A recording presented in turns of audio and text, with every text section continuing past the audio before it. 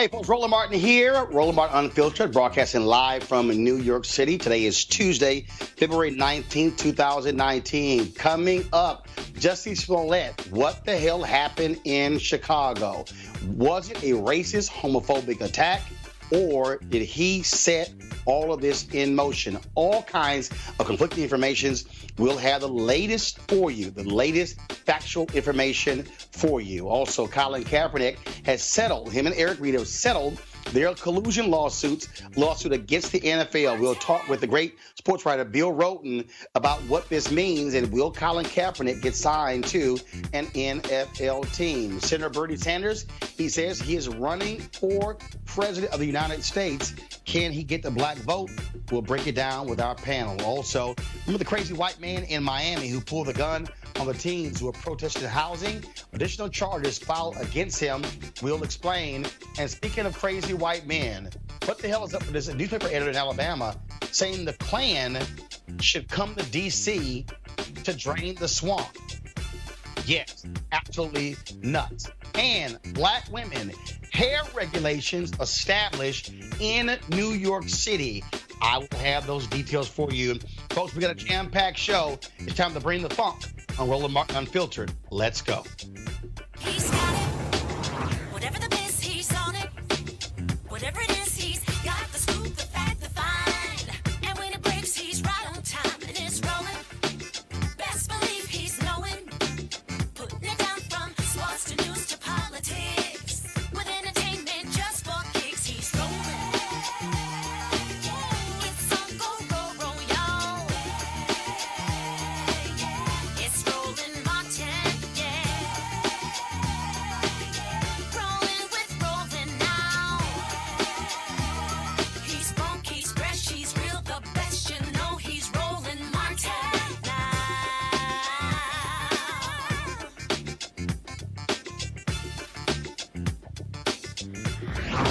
Martin.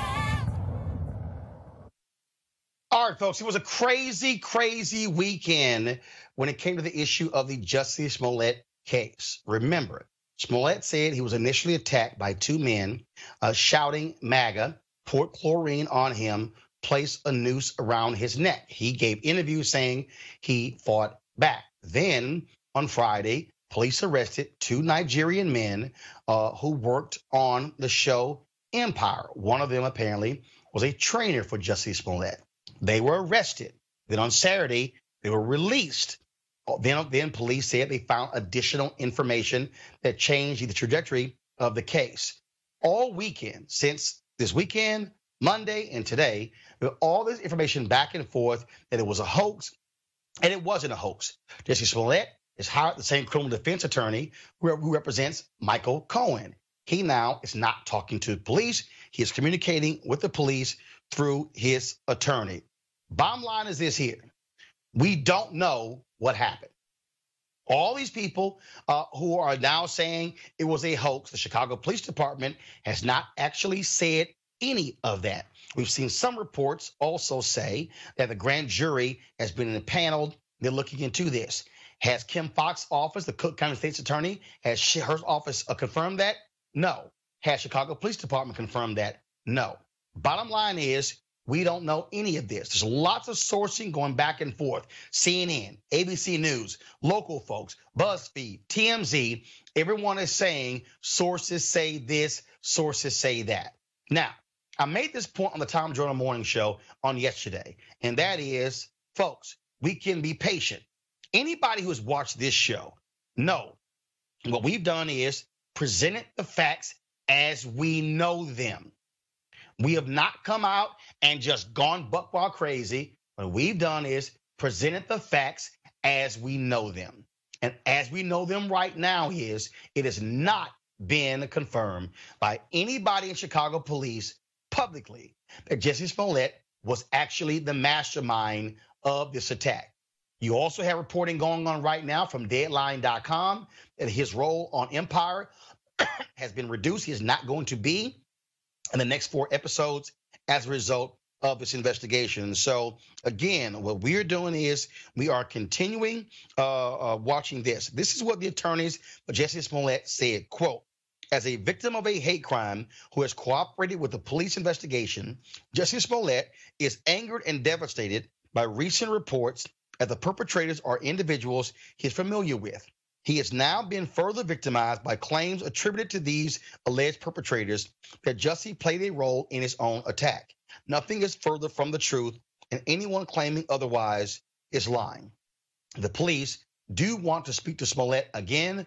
No date has been set when they will sit down. That's what we know as of now. We are not going to engage in speculation, making assumptions. But let me say this, and this is critically important. If all these people who on the right were like, oh, the liberal media ran with this story. No. What the media did was we reported the story based upon the allegation of Jussie Smollett. All the people who are saying today, oh, I knew from the beginning this wasn't true, it smelled fishy. No one knew that as a fact. Our job is to report what he said happened. That's all that we know. And so again, once we have official information announced by Chicago Police Department, announced by the Cook County State's Attorney, the FBI also is investigating because of a letter that was mailed to him because they investigate crimes that go through the mail system. We will let you know when they let us know. Let's go to our second story. Colin Kaepernick has settled his lawsuit that took place on Friday with the NFL. Well, he and Eric Reed sued the NFL, alleging collusion based upon them being kept out of the NFL as a result of them kneeling, protesting police brutality. Since that took place, Eric Reed has been signed, played last year with the Carolina Panthers. In this offseason, he signed a 3-year contract. Colin Kaepernick has yet to be signed by an NFL team. The question is, how much did both of them get? We don't know. Mike Freeman, NFL writer, has speculated, based upon his sources, it's anywhere from $60 to $80 million. Others say it's not as much. They've all signed a non-disclosure agreement. We don't know. His attorney, Mark Garagos, released a statement saying that there will be no commenting on exactly what this settlement was, but it still is a huge, huge deal that this settlement was made. Joining us right now is Bill Roland, longtime columnist, sports writer for the New York Times, now also writing for The Undefeated. He is the author of the book of $40 Million Slaves. Bill, glad to have you on Roland Martin Unfiltered. Hey, Roland, how you doing, man? Always great to be with you. Yes, sir. So just your thoughts on the NFL agreeing to settle this lawsuit with Colin Kaepernick. Folks like me say Kaepernick and his attorneys, they had the goods on the NFL. The NFL was still getting bad publicity with black celebrities refusing to participate in the Super Bowl. They want this off of their radar. Yeah, you're right, Roland. But they want this to go away. And I also agree with you that I think the last thing the NFL wanted was, forget what the collusion case. They didn't want this sensitive internal documents that may have not had anything to do with that. They didn't want that stuff up in public domain because no telling what that disclosure was going to find. So you're right. They want this stuff to go away, and they wanted Cap to go away. Now, the big question, I don't know how you feel about this, I have a sense that maybe part of the thing is some team might reach out to him. I guess the question at that place becomes, does he take it? Does he take the bait and play, or does he hold a press conference and say, listen, I've had my run. I've got CTE concerns. And there was a time when I played football. I was really good at it, but now I'm moving on. And so you don't. Well, according to his attorney, according to Mark Garagos, Bill. Unlike Ali, who came back and was, Ali's legacy really grew when he came back. But remember, I don't know if that's going to be the case with Kaepernick, because it's a team sport. So I guess the question becomes, if they do offer him a tryout, does he take it? But I think at this point, he won. He started a movement. There's nothing they could do to take away his legacy. The question is, does he play? And I guess if I were kind of him, I don't know. I know he loves to play the game. He probably wants to play. He could use that great NFL platform to further his causes. I get that, but I also think it would be noble to say, you know what, I'm I've got more stuff to do, and I'm moving on. Well, I'll tell you, Bill, his attorney, Mark Garagos, has said he wants to play. Over the last couple of years, I've communicated with Colin Kaepernick. We've talked in person. We've also texted back and forth. I know that he does want to play. Remember when he had his deposition in Houston in front of the late Texans owner Bob McNair, where he wore the shirt Kunta Kinte.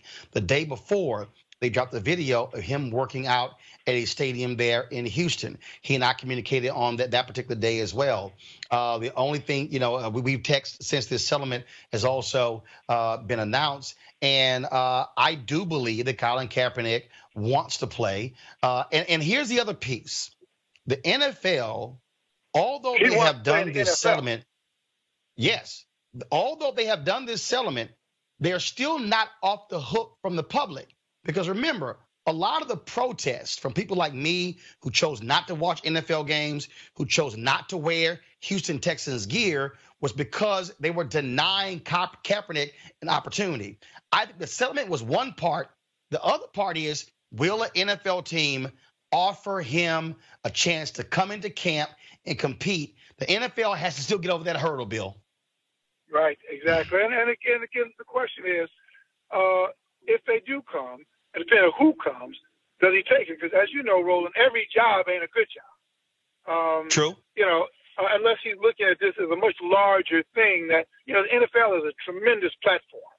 And, if he's with an NFL team, that's a great vehicle to mobilize not only football players, but continue to mobilize all athletes. Because, you talk about Bernie Sanders. We've got, I think the one person who POTUS 45 fears is a guy like Kaepernick, who's outside his reach. And this person can mobilize a type of opposition that could be very, very influential and very, very damaging. So I think there's a lot of stuff in play. I mean, I'm really fascinated to see what's going to happen in the next 2 to 3 months. All right, then. Bill Roland, I appreciate it, man. Always love your work. Thank you very much for joining us. All right. Take care, Roland. All right, let's bring in my panel right now. Joining us, of course, there in Washington, D.C., I'm in New York, Julian Malveaux, economist, president emerita, Bennett College, Malik Abdul, Republican communications consultant, and Dr. Cleo Monago, social political analyst and activist. I'll start with you, Cleo. It's been very interesting looking at social media and some of these people trying to call Colin Kaepernick a sellout. First of all, let's understand, Colin Kaepernick never said, I'm not going to settle, I'm filing this lawsuit, and we're going to publicly release all documents. First of all, Cleo, when somebody files a lawsuit, a settlement is a real possibility. This is no different to me than when a black family, their son or daughter is killed by cops, and they reach a financial settlement with the city or the county or the state. I mean, and so I think it's idiotic for these people to call Colin Kaepernick a sellout because he settled. None of us didn't have the career. He was suing, spending his own money. And so if he felt that the settlement was a fair offer, I think it's nuts to call him a sellout. Well, Roland, you know that some of these people don't have a life and they do nothing but find new opportunities to call people a sellout, usually behind some kind of anonymous, we don't even know who the half of them are who doing these accusations. They just need a life because it's insane to call Kaepernick a sellout. The man sacrificed a career that he loved and was good at and built to stand up for black folks. How are you going to call somebody like that a sellout? So that's ridiculous. But my question is, to black folks watching, is the NFL worth our investment and our time? Because it's clearly a racist institution.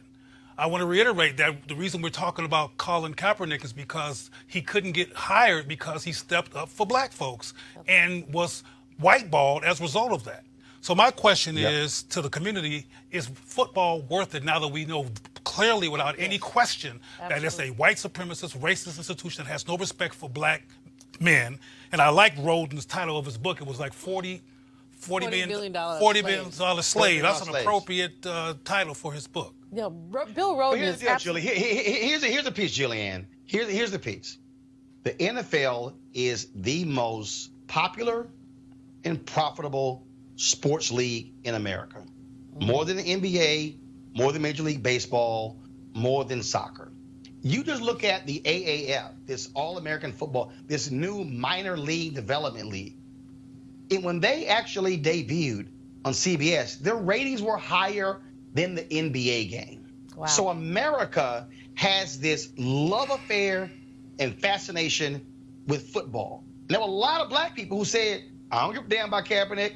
I'm not going to stop watching. I'm not going to stop wearing my gear. Same. That's the hold that football has on people in this country. Well, you know, the hypocrisy, Roland, we're here in Washington, D.C., where the football team, the Washington, D.C. football team, is named after dead Indians.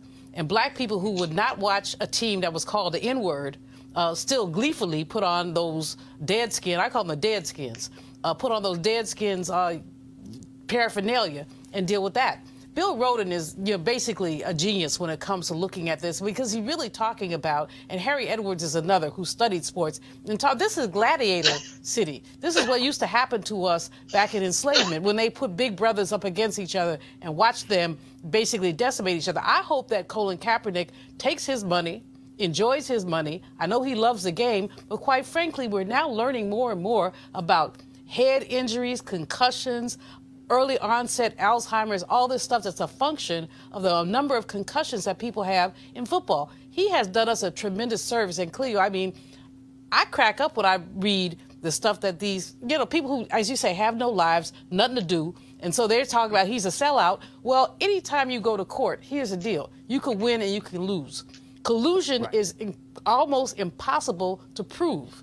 But the fact is that he was going to shine some light on the dirt in the NFL, and that's why they settled. This is a predatory capitalist organization that is in bed with the so-called patriots, has had contracts, money from the Department of Defense. We pay, you know, the United States, our taxpayer dollars pay to play that Star-Spangled Banner and all that nonsense. And it only started really after September 11th of 2001. And so let's just be clear about that. We be clear about the way that predatory capitalism is extracting surplus value from our communities, and the ways that Colin Kaepernick, bless him, stood up for us. And anyone who says he's a sellout doesn't understand economics, they don't understand the law, and quite frankly, they don't have any integrity. Malik, what I said to Bill was that the suit was one thing. Them whiteballing Kaepernick is another. It is undeniable that NFL teams have signed quarterbacks who are atrocious, who do not have the record or the stats of Colin Kaepernick. I still contend that the real question now is whether or not an NFL team is going to have the courage to sign Colin Kaepernick. If you have a man in Carolina, Cam Newton, with his injured shoulder, he could be out the entire year. The question is, will their owner, the new owner, sign Kaepernick? He, of course, has been highly critical of Donald Trump. Look, will the Patriots do it? They're best buddies with Donald Trump. And the Trump factor, Malik, is still there. The NFL teams are scared of him tweeting, trashing them. Your thoughts? Yeah, well, they may be I don't know. They may be afraid of that, but the reality is, and to you said earlier, we were talking about the idea that people were talking, you know, calling him a sellout. NDAs are pretty standard, and I don't know if most people know that NDAs are pretty standard. In this case with Colin, you know, it's what I would hope for him after this. You know, I personally don't think that an NFL team will bring him on. I think at this point he's a liability. We can disagree or whether or not he is one, but I do think that he's a liability at this point, and so I can't see a football team bringing him on. Liability to what? And to who? Well, to who? We can say that he's a liability as far as the team is concerned. Is what the things that they consider for their team. So I doubt that any team will bring him on with all of the attention that someone like Colin Kaepernick brings. There's a lot of things that we talk about. You know, the NFL hasn't changed. The NFL is the same NFL it was before it employed Colin Kaepernick. You know, they've had problems with misogyny, homophobia. They've had problems with violence. You know, this is something that's not, you know, this is not new in the realm of of the NFL. So I think part of the problem is that what we found with this Colin situation, you know, as many people that you have calling people sellout, those same people were calling other people sellouts for not agreeing with Colin's protest. The idea of the protest, it's become a symbol of a lot of our, you know, grievances or whatever you want to call it, and I think that's part of the problem, and it leads to him being a liability really for any team. That I think, Malik, I think that's nonsense. And that is well, it is there because what you have is you have teams who say, are we going to weather the pushback from fan base, from potential sponsors? I mean, that's there. Go ahead. But Roland, I mean, you have to weigh it both ways. I mean, when Nike did that wonderful ad with Kaepernick, I have friends who are not even into football. They went and bought stuff at the Nike store. I mean, they got a bump, positive bump. So, you know, while you get a negative from the trolls and haterators, you might get a positive for the people who support Colin Kaepernick. Now, the numbers, you know, may even out, but I think to consider him a liability is unfortunate and, quite frankly, unfair. There are a whole lot of liabilities. Some team just, and I'm not a sports person, y'all know that, but some team, then they just sign some guy who, like, beat his girlfriend or something. Yep. And so is that not a liability? I mean, what do you prefer, protest or woman beat? But I think... First of all, Kareem Hunt, hold 1 second. Sure. Kareem Hunt, who got cut by the Kansas City Chiefs, was picked up by the Cleveland Browns actually the week of the settlement. And so I also wouldn't be surprised if NFL is like, oh my God, here we got a man who beat a woman, and then, man, we better settle this damn lawsuit. Go ahead, Cleo, final comment before I go to my next story. I think we should be clear. From my perspective, liability means he might expose racism again. We won't be allowed to just be good old boys and be ourselves and do the racist things that we haven't done. We'll now have a challenge on our hands from inside of the system as opposed to outside of the system.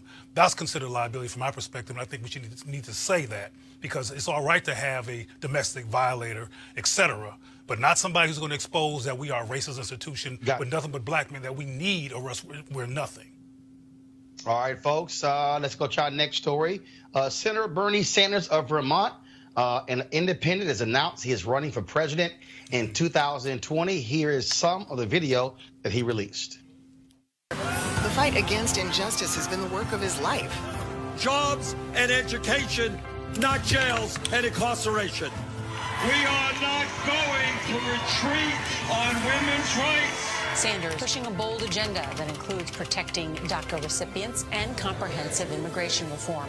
You don't rip little children away from the arms of their mother. A major announcement from Amazon. Amazon will raise its minimum wage to $15 an hour. 350,000 workers. Thousands of workers at Disney World will get raises. It's a victory for Bernie Sanders. It's a victory for all workers. Wow. All right, folks. Of course, Senator Sanders ran in 2016. Lots of support there. Lost to Hillary Clinton. But here's the other piece here, and I'm going to go to my panel in just a second. Of course, he joins a number of people who have jumped into the race so far. But remember, the Democrat National Committee also changed their rules, and that is Bernie Sanders is going to have to sign documentation saying he is a Democrat. I'm going to start with you first, Julian, and that is there are a lot of people. First of all, Senator Sanders had significant support. There were a lot of people who were angry, saying, wait a minute, how are you telling the Democratic Party what to do when you're not even a Democrat? So you have that. But also, he had some black support in 2016, but he really ignored black folks in a significant way, did not really focus on African Americans until after Iowa and New Hampshire, and he was really behind and got obliterated by Clinton in those southern states because he did not have an established black outreach plan for African Americans. Your thoughts on him getting into this race? You know, Leah Daughtry, who was the manager of the 2016, also the 2008 Democratic conventions, has really talked a lot about the fact that the man is not a Democrat. He didn't follow Democratic Party rules. He just kind of parachuted in there, took advantage of the opportunity, you know, some of Hillary's weaknesses, amassed a lot of delegates, okay, but you are not a Democrat. So, yes, the Democratic Party has done the right thing by saying, if you want our nomination, you're going to have to be a Democrat. Stop playing this footsie immigration, independent stuff. The other thing about it is he really, although he has had great black support, Gus Newport, who used to be the mayor of Berkeley back in the day, Danny Glover, my homeboy, friend and colleague, folks like that, Cornel West, they supported him, but these are folks who are 30,000 feet up. They're not on the grassroots in terms of organizing. And so from that perspective, their endorsements meant something, but it did not translate into street heat. People liked his ideas and had antipathy for Hillary, but with the new crop of candidates, Kamala, Cory Booker, Amy Klobuchar, the shine is off him. He's not, and last time it was novelty campaign. This time it's like, okay, old boy, sit down. That's what I'm saying. I know that's a little ageist, but I just really think he needs to sit down. But here's the piece. Here's the piece you have here. Malik, Democrats absolutely want to beat Donald Trump. And they're asking the question, who's the best person who can? In 2016, it was three candidates. Hillary Clinton, Senator Bernie Sanders, and Martin O'Malley. And really he didn't. Jim Webb was in, but really it was just two. Yeah. This time, you're literally going to have, right now you have 10. You may have as many as 15. Mm-hmm. Democrats are preparing for as many as 20 candidates. This is a different ball game because not only this, the key, which I think works in Bernie Sanders' favor, you're not going to need 51% to win. Yes. You could very well see somebody winning a caucus or a primary with 28 or 30% of the vote. Your thoughts about Senator Sanders jumping into the race? Absolutely. I actually think that Bernie still has a chance. If you look at the platform that the Democratic Party has taken since 2016, they pretty much have, well, I won't say pretty much, they have followed in some ways, many ways, the Bernie Sanders playbook as far as just the things that, well, you can call it progressivism or socialism or whatever you want to call it, but the party itself has actually taken that left tilt. And Bernie, I think Bernie in many ways is responsible for that. To your point about the number of people in the campaign, I think it's awesome. I think it's great. Just like last time around, I think we had about 15 or so candidates. Whittle it down, Donald Trump ended up becoming the candidate, the nominee. I think that same thing happening on the Democratic side is very good. For people like me who was a Democrat in 2016, I knew that Hillary Clinton was not an option. So I did see someone like Bernie coming along. He really did excite a lot of people who had decided that they would under no circumstance support Hillary Clinton. I think you're going to have some of those same people now still gunning for Bernie, but when you have all of the people that you said, I think we just heard something about Joe Biden is still maybe considering entering the race. I think it's going to be interesting. But a point about Kamala Harris is that I think what I heard on the way here is that within 4 hours, Bernie Sanders raised more money than Kamala Harris did in her first, 24 or 48 hours. So although people are kind of dismissing Bernie, I wouldn't hold him out. I wouldn't dismiss him so easily. Look, here's the deal, Cleo. Senator Bernie Sanders, out of all the candidates who are running, he begins with a national donor base. $14 million.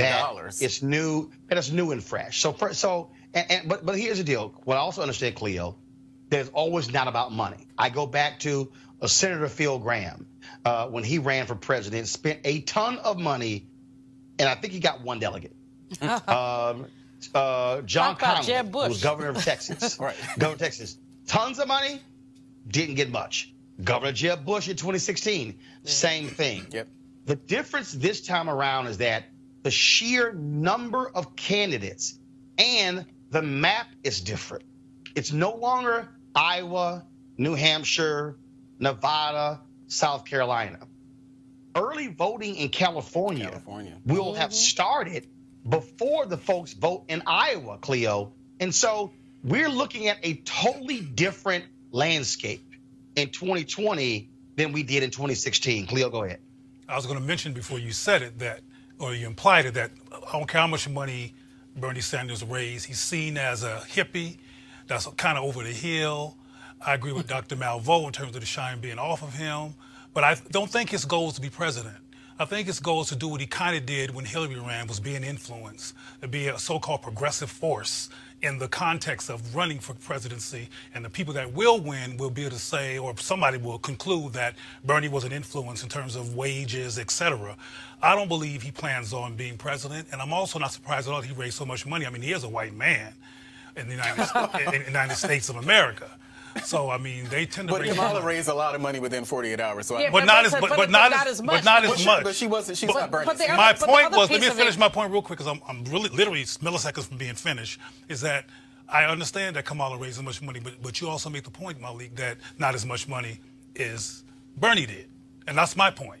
And because he has a certain level of optical privilege and initial impulse privilege, but when the dust clears, I don't think he has a chance. You know, it's really interesting that Biden is, I mean, I think he's going to get in, and I think that Biden can raise and outdo anything that Bernie can do. Yep. And the question really becomes for Democrats, frankly, who can beat 45? And as we parse through this, a white man is likely to be the one. I mean, I hate to say that. I'd love for, you know, a woman or a person of color, a black person really, to be the nominee. But I think that, you know, given the demographics and the resistance to demographic shifts, that Biden is one who can trump Bernie in a heartbeat. No. Here's. Let me say this here, and this is the most, and this really is, and I understand your point, but the fact of the matter is this here: age is going to be a factor. Oh, yeah. Joe Biden, 76. Bernie Sanders, 77.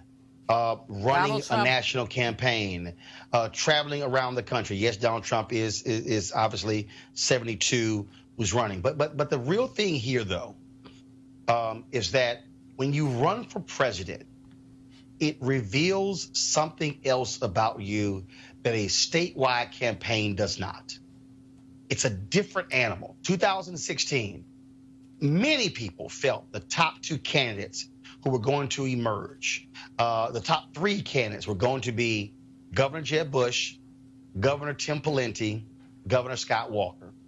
The first two people to drop out was Tim Pawlenty and Scott Walker. And so what you're looking at here is going to be different constituencies. Amy Klobuchar, Senator Kamala Harris, Senator Cory Booker, Elizabeth Warren. Will Senator Sherrod Brown get in the race? Senator Elizabeth Warren. You have the mayor, I forgot his name right now, of Notre Dame, the governor of Washington State. You got a lot of different people who are running. And so the question then becomes, what kind of campaign do you put together? How do you connect? Can Joe Biden explain his support for the 1994 crime bill that he wrote? Can explain his close ties with the financial sector in Wall Street and the credit card companies, being the senator from Delaware. And so it's so many different things. And the beauty of running, you got to prove it. Nobody's going to hand this to you. You're going to have to run, and you got to prove it. And so we'll see what happens. It's going to be fascinating. I do believe, though, that I think 4 more candidates are going to jump in. I still believe only 14 to 15 are going to run. I'll be shocked if it gets to 20. But what then happens if Beto O'Rourke runs? And so it's a whole lot of stuff. Guess what? We got about 15 months to talk about all of that. And so right now, we're going to move on to our next story, and that is being here in New York City. How many times have we done stories talking about black women who've either been fired or run off from their jobs because of their hair? On this show, we have covered women who are in the military. We've covered women in corporate America, women who are journalists, all of these issues when it comes to their hair. Well, in New York City, they are dealing with this, and that is the New York City Commission on Human Rights will issue new guidelines this week saying that the targeting of people based upon their hair or hairstyle at work, school, or in public places will now be considered racial discrimination.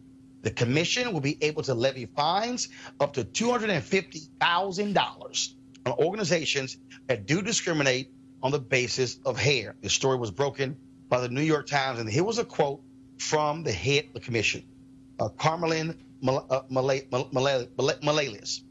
There's nothing keeping us from calling out these policies prohibiting natural hair or hairstyles most closely associated with black people.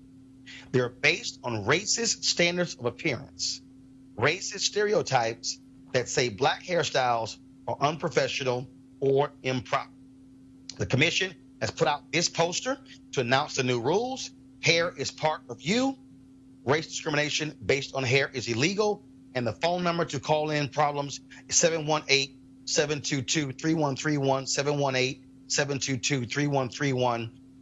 Julian, I'll start with you. Although we focused on, obviously, how this has impacted black women, I think back to the brother who was a wrestler, who the referee said, hey, you don't cut your hair, you can't wrestle. This really is a race-based situation. I remember 3 years ago, a black woman suing the Veteran Affairs Department. She applied for a job in Virginia, impeccable credentials, but the committee decided who to hire, said, we don't really like her cornrows. Yeah, cornrows, dreadlocks, natural hair, wild natural hair, all these things have been, there are biases against those things. I commend the New York Commission for the rule, but the fact is that, you know, implicit bias doesn't always show up. No one is going to look at you and say, Cleo, I don't like your dreads. So enforcement is going to be very challenging. And basically, there is implicit pressure placed on folks to conform. I'll tell you, years ago, when I was trying to be an anchor person, anyway, a network executive actually said to me, can you grow your hair out or would you wear a wig? And I said, well, hair growth is a human function. So, yes, I could grow my hair out, but I kind of like it the way it is. And obviously, I didn't get the return interview. Might have had something to do with my attitude, too. But probably. But in any case, you know, I mean, it was bold that the man would say that, but most times it's not said. People are just, you're basically asked. And there's so many people for so few jobs. I mean, we've seen Marriott hotels.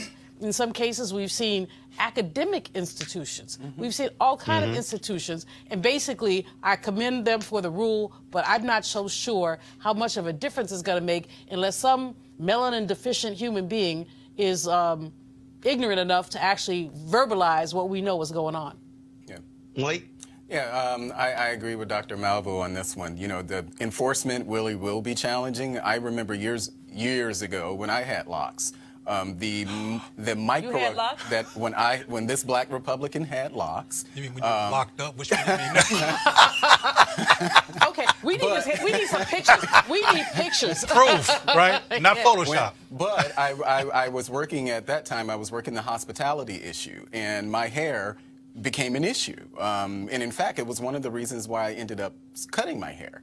So this definitely is not just an issue that affects black women. You know, this is something that black men have to deal with as well. And I think, you know, we have come, and I do know that we've come a long way as far as just, you know, organizations, companies accepting this. But one of the things that, you know, when I hear stuff like this, it reminds me of the conversations that a lot of people have about naming their kids having too ethnic of a name. And so you look at the hiring managers, you know, this is one of those situations where, you know, you look at hiring managers, you know, who are the people who are making these sort of decisions? You know, who are the people who are looking at resumes and saying, well, you know, that name sounds a bit too black, so let me throw that, you know, name in the garbage or toss it to the side. I've had conversations with people, you know, black people who are in, you know, HR, and they say that these are the things that people look at, or they've been in rooms where people have tossed aside, you know, resumes or applications simply because the sound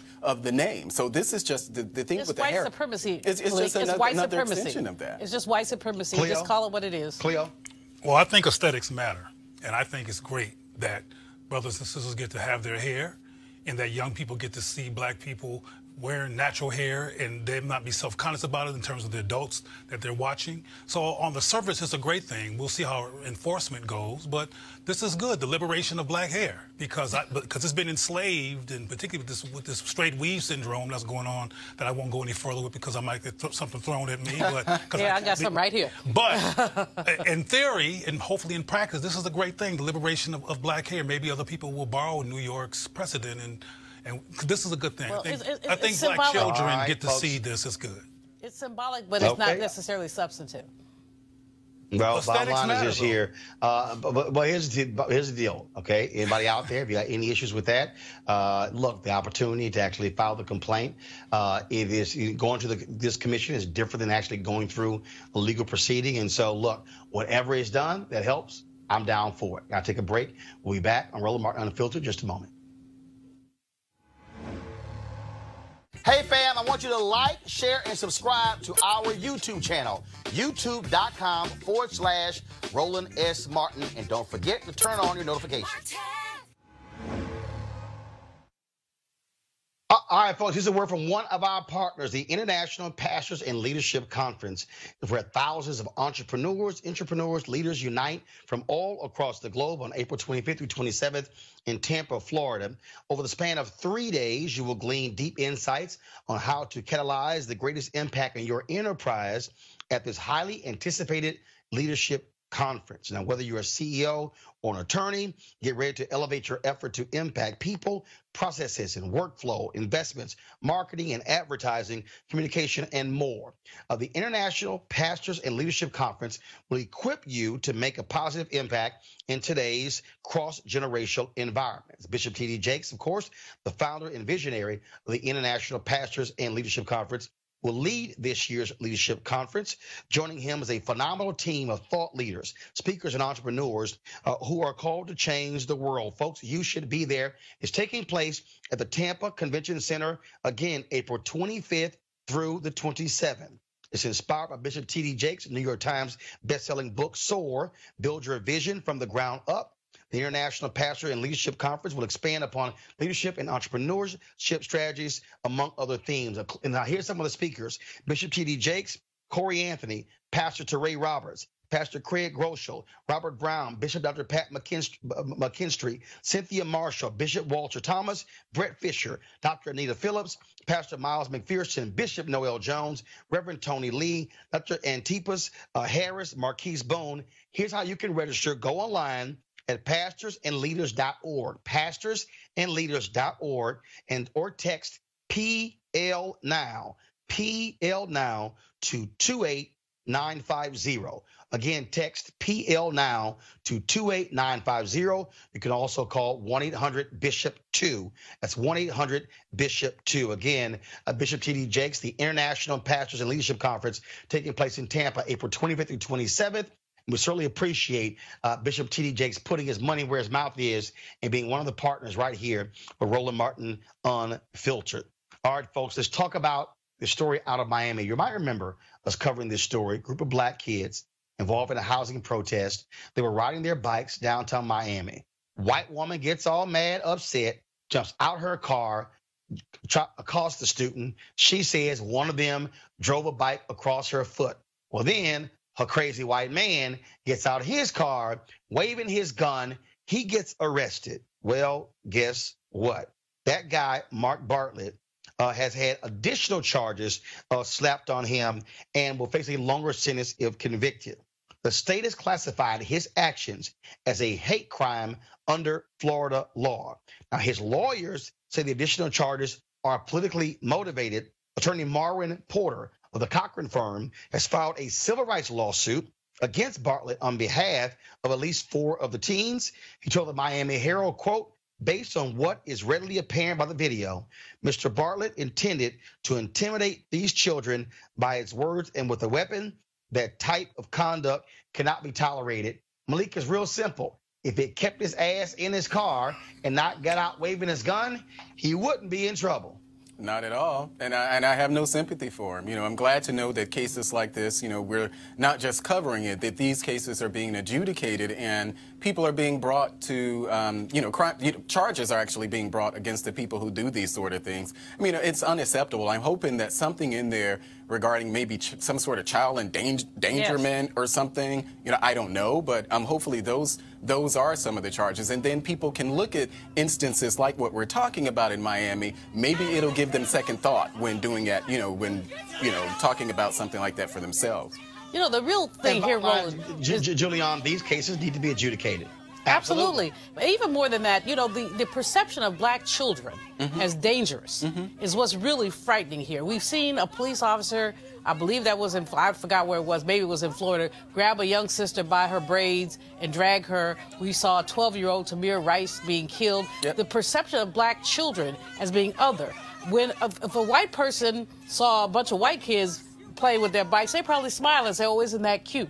But when it's black kids, suddenly it's dangerous, and some fool gets out of his car with his gun, which is a whole other story. So no, it not only needs to be adjudicated, but we need to really reclaim the beauty of black childhood and talk about what it means to be a child and what the beauty and gift of that is and how our children have systematically not had that. It's ironic that anybody can see these depictions in video and call the black children violent. Yeah. What's going on is these white people are crazy.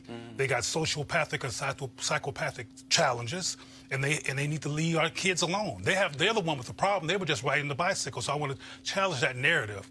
And I understand what Dr. Malvo is saying, because I know it's true that people claim they see black children as dangerous. But there's a psychological piece here. White folks in this age, many of them, see black people as a threat. Yes. A biological threat, a geographical and ethnographic threat. And part of what's going on here is resentment toward the concept of them being outnumbered, outpowered, outbalanced, and they're taking out on innocent babies because they're afraid of some of the adults unless they have a gun. But, see, but it's like, take it out on us, Cleo. You know, I want somebody to come step to me. Well, although with my age, I'm not supposed to be fighting anymore. But in any case, I want somebody to step. Don't step to our children. These are children. They're babies. They're innocent. Right. They don't deserve that. That's what is so frustrating about this. They're not step to them because of the logical things that you're saying, Malvo. They're going to step to them and do what they have been doing because we live in an anti-black society where there has not been effective intervention. And can we just remember now, speaking of who needs to be stepped to, this fool in Alabama. Oh, please. The editor and publisher of a small-town Alabama newspaper thought the world said needs the KKK even more so. Y'all check this out. This is what was written. Time for the Ku Klux Klan to night ride again. Democrats in the Republican Party and Democrats are plotting to raise taxes in Alabama. They do not understand how to eliminate expenses when money is needed in other areas. This socialist communist ideology sounds good to the ignorant, the uneducated, and the simple-minded people. People who do not understand the Constitution do not like to be responsible. Slave, just freed after the Civil War, were not stupid. At times, they borrowed their former master's robes and horses and rode through the night to frighten some evildoer. Sometimes they had to kill one or two of them, but so what? This is the same. So what used when Democrats got us into World War I and World War II. Then they got us fighting in Korea. Next, when the industrial Northeast wanted more money, they got us in the Vietnam War and now into the Middle East War. If you haven't noticed, they did away with the draft so their sons would not have to go into battle. Seems like the Klan will be welcome to raid the gated communities up there. They call them compounds now. Truly, they are the ruling class. Now, guys, you didn't give me this guy's name in here. But anyway, Cleo, first of all, anytime we see crazy stories, it's either coming from Florida, Texas, or Alabama. And not Mississippi. Well, we get Mississippi in there, too. Come on now, Miller. Mississippi, goddamn, okay. I mean, there's some stuff that occurs in Mississippi. But for this fool to say we need the KKK to ride in D.C., clean up D.C., I mean... Cleo, go ahead. Roland, the man's name is Goodloe Sutton, just for the record. Goodloe Sutton, and the newspaper is a Democrat-reporter newspaper in Linden. So he needs to be called out. Goodloe Sutton. He likely will be called out, but just like Steve. What was Steve's name who got censored with the Congress? Steve something? Oh, yeah, King. These people are just taking every opportunity they can in the age of Trump to say what they want to say, and we're going to hear more.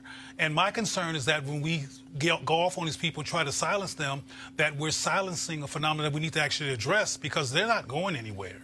They're here, and they're actually saying they exist, and now we can't deny it anymore. Like I've said before, which pisses some people off in terms of Trump, he's the gift that keeps on giving in terms of black people being in a coma about what's really going on in this country, and now we have to face it because it's not possible to deny it. Can I just say... Let me real quickly, Malik, just because...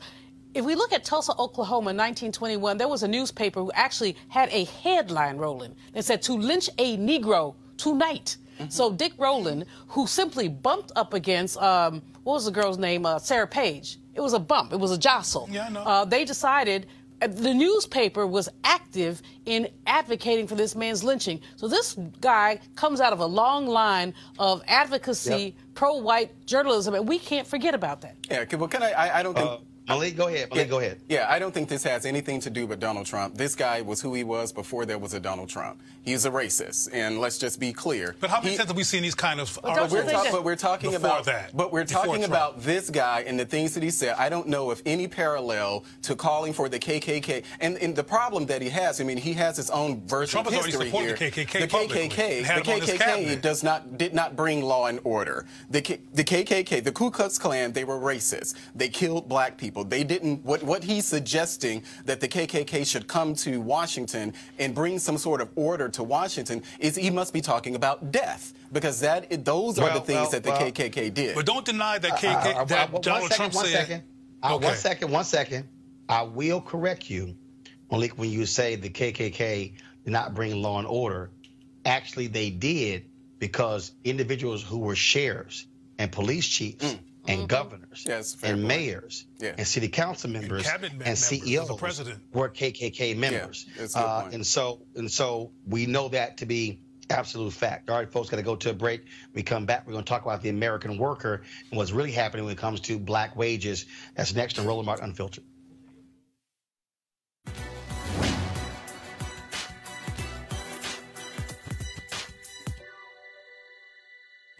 The white man's happiness cannot be purchased by the black man's misery. Abolitionist and autobiographer Frederick Douglass.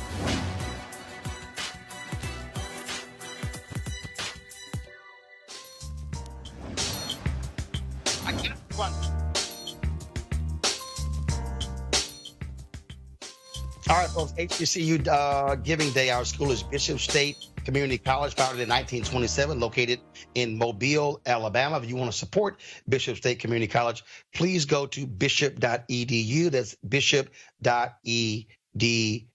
Okay, folks, a lot of us out there want to be healthier in 2009. We want to change how we look.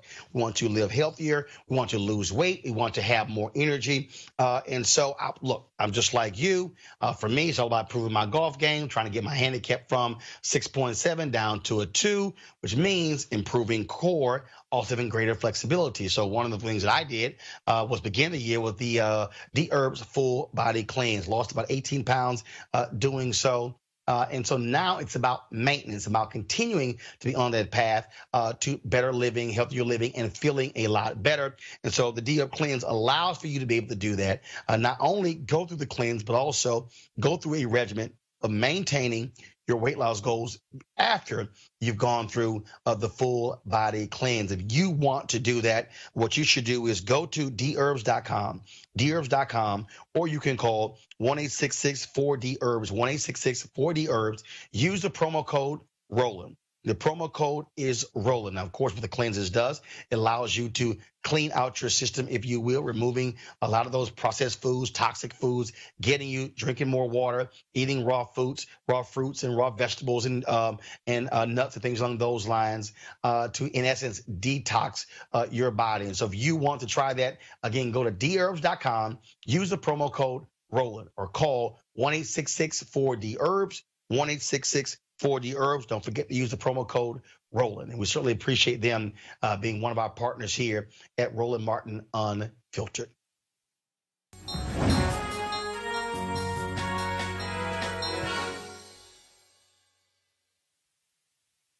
Okay, folks, right now we're going to talk about a new series that we're launching, a new segment called The American Worker. What we have seen over the last number of years, and we've talked about it on this show, the attacks on unions, but also we have now seen, based upon Lee Saunders of AFSCME, being on our show last week, talking about the increase, the rebound of unions as well. But we're still seeing job losses. We're still seeing automation. We're seeing wages, how all that impacts the American worker, especially African Americans. And that was a story that actually caught my attention over the weekend, where the Brookings Institute had a particular piece that dealt with the issue of wages and dealing with racial discrimination and how they impact us. This new report also, so I saw that particular piece. And then we have this report from the Hamilton Project. And so we have right now one of the authors of the Hamilton Project, Bradley Hardy, is a PhD economist from American University. So we certainly want to thank Dr. Hardy for being with us. And so we talk about how is the issue of racial discrimination, Doc, impact where you live, the kind of jobs that are available, and what that particular pay is. Yeah, so Roland, great to be with you. And, you know, one of the things that we looked at in this study is that it turns out to matter quite a bit where you're growing up, where you're born. And this actually kind of weaves nicely into your last segment that local policymakers have a lot to do with how they fund the education system, how they fund the workforce system, whether and how they push for minimum wage hikes. And so black workers are out there working quite hard, just like other Americans. And in many instances, they are fighting against a legacy of public policies that were formed to be quite harmful. As we look at that, we talk about where jobs go. I mean, look, we also understand that you have a lot of companies who are desiring to go to right-to-work states where you don't have strong unions as well. That also is impacting those high-wage jobs and where they're going. You also saw what just happened with Amazon, where they pulled out of New York City because of the pressure that they were getting, because people were saying, hey, are you going to pay a livable wage? And also, why should taxpayers be forking over $3 billion in incentives to get a company that is the most profitable country, the biggest company in the country, and Jeff Bezos, the owner, is the richest man in the world. They were saying, why do you need $3 billion in tax breaks to move into an area? Sure. No, I think it's a great point. The flip side of the coin, though, is that many people have railed against New York State as being expensive, having progressive policies. One other way to view this is that they were really on the cusp of closing this deal. Think what you may about the intricacies.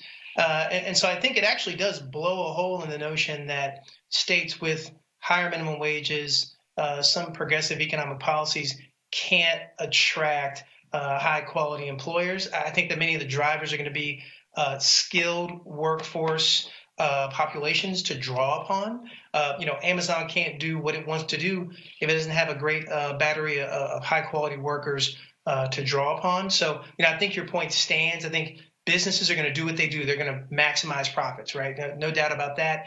And at the same time, I think that this just does require policymakers to continue to be thoughtful about those costs that those firms incur, but you got to listen to the will of the people. And I think that some of those concerns might have to do with whether or not incumbent residents can benefit from the jobs that are coming in as well.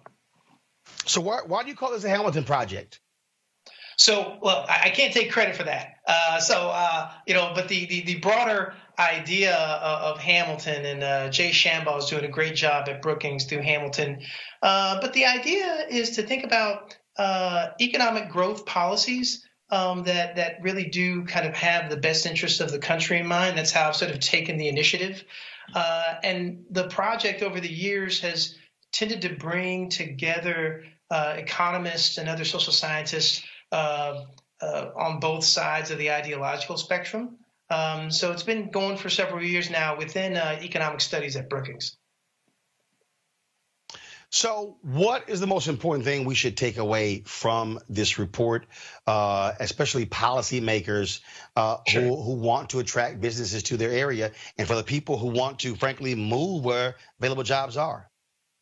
So, I think there's a few takeaways. First of all, we were thinking a lot about the role of history, the fact that, at the end of the day, so much of what we see in terms of the inequities you've talked about on this show, and you had a great eminent economist and Julian Malveaux on earlier, so much of this has to do with public policies having to do with segregation, redlining policies that's had a big part in wealth transmission and these big black-white wealth gaps. But the second piece, Roland, is related to the sorts of topics you've been covering traveling the country. You talk a lot about education. Well, we have ironclad evidence, I believe, in economics now that spending on secondary education does raise student outcomes, does raise quality. It doesn't mean that's the only thing, but that was a puzzle in the social sciences. That ability to spend is then intimately related to the local area's public policies, property taxation. Are there limits on the ability to tax? What does that look like across different parts of the U.S.? And in our work, we found that there were some clear gradients that in many instances disadvantaged Black Americans. So I think a takeaway is that there's some really difficult, tough issues we face in society that are pretty clear to see, i.e. your last segment, man holding a gun, some very clear criminal justice violations. But there are also some very pernicious issues in the public policy sector, how we finance education, social welfare, housing, that have very serious consequences for Black families, by and large because we don't come to the market with the same wealth. So it's not everything, but it means quite a bit. And I just think the viewers should be educated on the notion that much of this action is happening at the state and local level, serious resources that have serious impacts on families and their economic outcomes. And again, this is why we tell people don't just focus on what's happening in Washington, D.C., focus on what's happening with city, counties, and states as well. Doc, we appreciate it. Thanks a lot. Thank you, Roland. All right. We surely appreciate AFSCME for being the sponsor of our segment, The American Worker. All right, folks, last bit of news here on the show. Some sad news here. Los Angeles Dodgers pitching great Don Newcombe has died. He was 92 years old. The team announced this just a few moments ago. Newcombe was one of the first Black pitchers in Major League Baseball. He joined the Brooklyn Dodgers in 1949, 2 years after Jackie Robinson joined the league, winning Rookie of the Year while helping them win their National League pennant. Now, there were three of the first four African Americans in Major League Baseball were on the Dodgers: Jackie Robinson, Roy Campanella, as well as Don Newcombe. You also remember that, you might not remember, but Major League Baseball had an unwritten rule, only 3 African Americans per team. Of course, Larry Doby was the second African American who appeared in Major League Baseball. And so Don Newcombe was one of the greatest pitchers in Major League Baseball history. He won, of course, the Cy Young Award, won MVP as well, and pitched in World Series. Don Newcombe finished his 10-year Major League Baseball career as a 4-time All-Star with a 149-90 record with a 3.56 ERA. And yes, he got his start in the Negro Leagues. And so we certainly extend our thoughts and prayers to Los Angeles Dodger great Don Newcombe, dead at the age of 92. All right, folks, we are done with this show. I want to thank Julian, Malik, and Cleo for joining with us. Folks, I'm here in New York City. I was speaking on a panel at Oppenheimer Funds today, and as a part, obviously, Black History Month. We were, of course, in Atlanta on yesterday speaking to Reach Educational Solutions. I will be back in Atlanta on Friday. We have my School Choice is a Black Choice Town Hall taking place at the Ray Charles Theater from 6 to 8 p.m. If you want to attend that, what you do is go to Eventbrite. It's free registration. We'll also have daycare for parents. Go to Eventbrite. Simply type in School Choice is the Black Choice and be able to register to attend our town hall. Our discussion is about educational options for African Americans, also about Black folks who want to open, start, launch, control, own their own charter schools as well. And so we'll have that conversation in Atlanta on this Friday. And so I hope you guys please do that. Also, I want to thank all of you who watched our Chuck D interview on Friday, the interview yesterday with Auntie Congresswoman Maxine Waters as well. And coming up, we have more one-on-one interviews with Devon Franklin, Erica Alexander, Erica Ash, as well as Zalah Haneo. So we got some great interviews coming up right here on Roland Martin Unfiltered. And for you to make all of this possible, we want you to join our Bring the Funk fan club. So simply go to RolandMartinUnfiltered.com, RolandMartinUnfiltered.com. You can join our fan club using Cash App, using PayPal, using Square. All of those available opportunities for you. You can give one time, you can give monthly, all up to you. And our goal is to get more of you, of course, signing up for Roland Martin Unfiltered. That's it for me. I got to go. I'll see you guys tomorrow from Washington, D.C. Holla!